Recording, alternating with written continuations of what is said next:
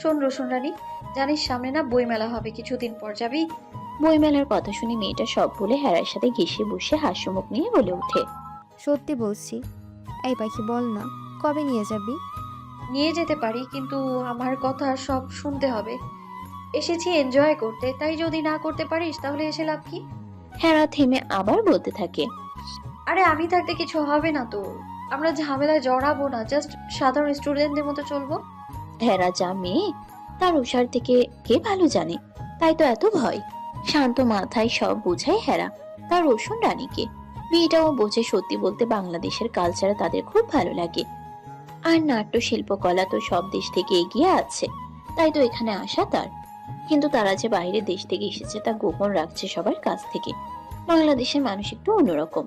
কিছু মানুষ আছে টাকা পয়সা দেখলে পিছন পিছন ঘুরে, তো কিছু মানুষ আছে নিচু ক্লাসের মানুষের সাথে খারাপ বিহেভ করে, তাই তো তারা জানাতে চায় না তারা আসলে কি সোসাইটি থেকে বিলং করে। এদিকে অ্যাডভোকেট এমএলএ কাজল অধীরের রুমে এসে তার জ্বর চেক করছে। নাভানকে পাঠিয়েছে মেডিসিন আনতে। নাভানও গম্ভীর মুখ করে চলে গেছে মেডিসিন আনতে। রাত তখন 11টার কাটায়। জ্বরের ঘুরে ছেলেটা কেমন করছে। কাজল ছেলের কপালে চুমু খেয়ে মাথায় জলপট্টি দিতে থাকে। বিড়বিড় করে অধীর বলে উঠে। কিউটি পাই, তোমার ছেলে আমার এই অবস্থার জন্য দায়ী। তোমার ছেলের জন্য আমার ফোনটা ইন্তেকাল করেছে। তোমার ছেলের জন্য ওই শাকচুন্নিরা আমার বডিতে মুখ লাগিয়েছে, যার জন্য আমার শরীর ব্যথা করছে। তোমার ওই পেঁচামুখো ছেলের মুখে কি জন্মের সময় মধু দাওনি কিউটি পাই? নাকি দাম বেশি দেখে কিনতে পারোনি? তুমি কি আগে গরিব ছিলে? ছেলের এমন দুষ্টু কথাই কাজল মনে হয় মজা পাচ্ছে। এই ছেলেটাই তো তার হাসির কারণ। নাভান তো কথাই বলে না ঠিক মতো।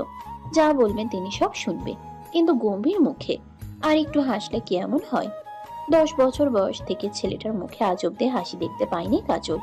ভাবনার মাঝে নাভান মায়ের হাতে মেডিসিন ধরিয়ে দিয়ে বলে, তুমি যাও রুমে, আমি আছি। ছেলের কথায় কাজল ছেলের মুখ পানে তাকায়। ইস, ছেলেটা কি যে সুন্দর হয়েছে, একবার চোখ রাখলে চোখ ফেরাতে মন চায় না। তার কলিজাই ছেলে। এই ছেলের কিছু হলে সে যে বাঁচবে না। এই ছেলেই যে তার দুনিয়া। ইদানিং ছেলেটার গম্ভীর ভাবটা বেশি দেখা যায়।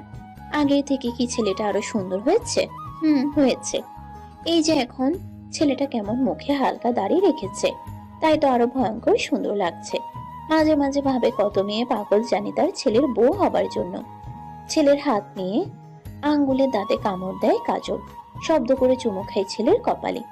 আমার আব্বাজান, আমার কলিজা।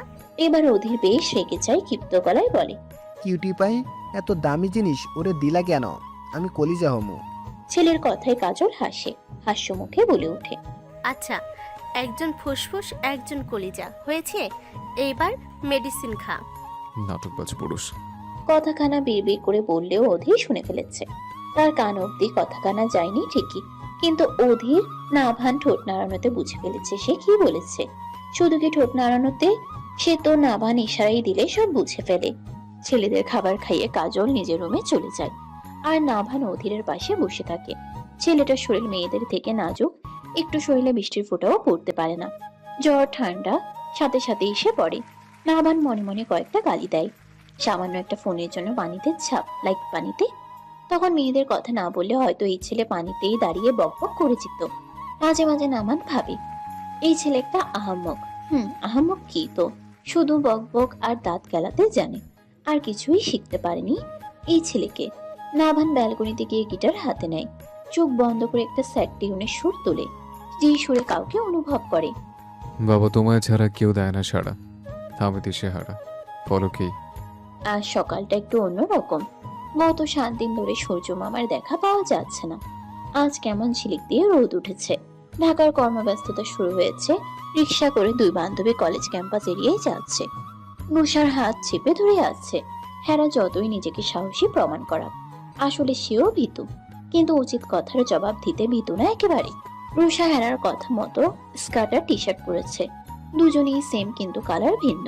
বেচারি রুষার কপালে কি আছে তা একমাত্র উপর আল্লাহ জানেন। এই স্কার্টটা সে পরতে কমফোর্ট ফিল করে না। সে তো জিন্স আর লং কুর্তি পরতে কমফোর্ট। সামনে হাওয়ায় মিঠাই দেখে ছুট লাগায় রুষা। বেচারি হেরা মহা বিপদে। এই মেয়ে তো তাকে পাখি বলে, আর এই মেয়ে পাখির মতো ফুরুত ফারুত উড়ে যায়। তারও বাচ্চা মন। দুজনই সমবয়সী, আর বাংলাদেশে এসে এসব দেখে তারও তো ইচ্ছে করছে ছুটে এটা সেটা কিনতে, খেতে। কিন্তু না, তাহলে মানুষ কি বলবে। তাই তো খুব কষ্টে নিজের ইচ্ছেগুলো দমিয়ে রেখেছে। নেপালে অনেক সুন্দর জায়গা আছে, কিন্তু অনেক রিস্কি জায়গা, তাই তো তারা তেমন বের হতো না। তাছাড়া এইসব হাওয়াই মিঠাই রাস্তার সাইডে পাওয়া যায় না। এই যে উপরে কৃষ্ণচূড়া ফুলের সমারোহ, বাগান বিলাসের সমারোহ, পাশে লোক আর পাকা রাস্তা, কি সুন্দর ফুল পরে রাস্তায় বিছিয়ে রয়েছে। হেরার তো মনে হচ্ছে সে ভিন্ন এক জগতে এসেছে। দুই বান্ধবী কম বোন, বেশি যুবতী, চেটে পুটে খেয়ে মুখ লাল করে ফেলেছে। ক্যাম্পাসে ঢুকতে সবাই হাঁ করে তাকিয়ে আছে দুই রমণীর দিকে। এই পাখি, আমার মুখে কি দাড়ি টাড়ি গজিয়েছে দেখ, কেমন ড্যাব ড্যাব করে তাকিয়ে আছে সবাই আমাদের দিকে। রুষার কথায় চারিদিকে তাকিয়ে হেরাও থতমত খেয়ে যায়। সত্যিই সবাই তাকিয়ে আছে, তার কারণ কি বুঝতে পারে না দুই রমণী। হেরার হাত কেমন চটচটে হয়ে গেছে। চারিদিক ঘুরে পানির কল পেতেই তার কাছে যায় হাত ধুতে। হাত ধুয়ে যেই পিছনে ফিরতে যায় তখনই ধপাস। আরে আরে, কি ভাবছেন নায়কের সাথে ধাক্কা লেগেছে? আরে ভাই, এটা গল্প নয়, এটা বাস্তব। ধাক্কা লেগেছে ঠিকই, পড়েছে ঠিকই, কিন্তু কার সাথে আর কে কার উপর পড়েছে এমন কাহিনী ঘটেছে বলে সে তার কল্পনায় ডুব দেয়। চোখ বন্ধ করে বিড়বিড় করে বলে, হেরা পাখি রে, আমার হিরো পেয়ে গেছে মনে হয়।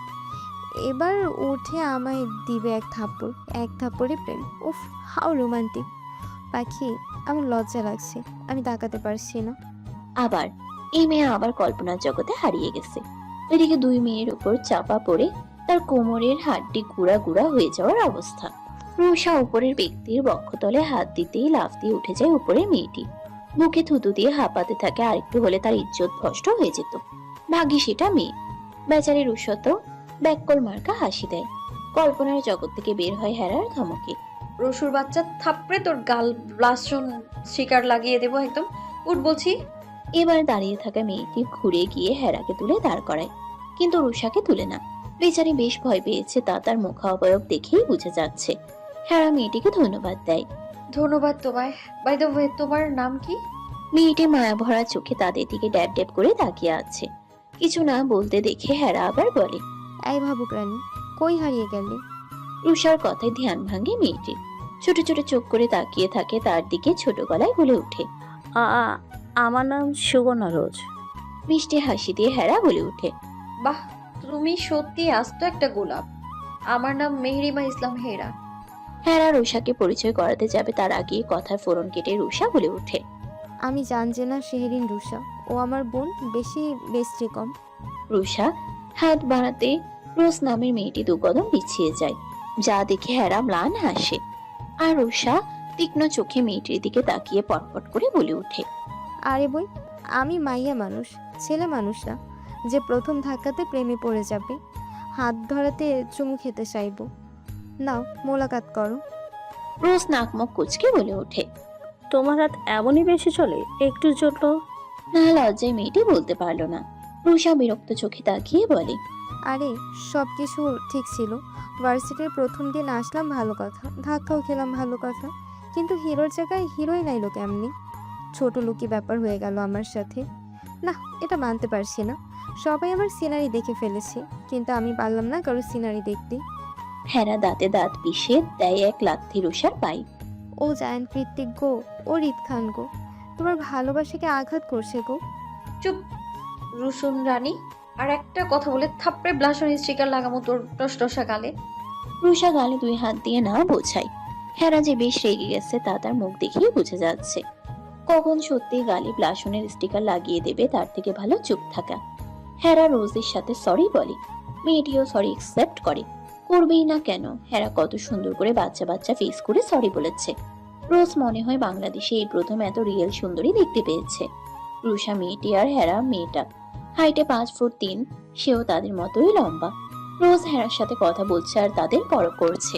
হেরা মেয়েটা অত্যাধিক সুন্দরী।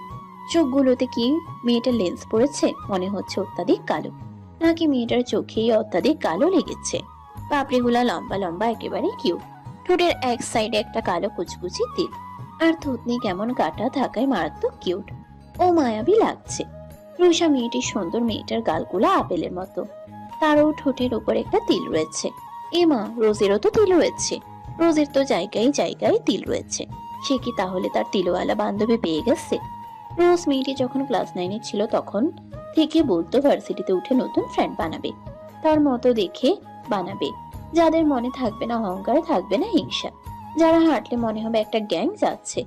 আর দেখতে পাই একই রকম হাইটে চালান চলন। রোজের ভাবনার মাঝে হেরা বলে উঠে। তুমি কোন ইয়ার? হেরার উত্তরে মেয়েটি বলে উঠে। Honours first year. হেরা খুশি হয়ে বলে উঠে। আমরাও। বাহ, খুব ভালো হয়েছে। তুমি কি হলে থাকো? না, আমি এসেছি হল খুঁজতে। এই মুহূর্তে দুজনের মুখখানা একই রকম হয়ে গেছে। সত্যি আমরাও এসেছি। যাক, ভালোই হলো। তুমি কি আমাদের ফ্রেন্ড হবে? লাইক একেবারে জানে জিগার ফ্রেন্ড, কম বোন বেশি টাইপ। রোজ এবার দুকদম এগিয়ে গিয়ে হেরার কাছে বলতে থাকে। হতে পারি, একেবারে পারফেক্ট আছো তোমরা, কিন্তু ওই রসুন রানীর হাত সামলে রাখতে হবে।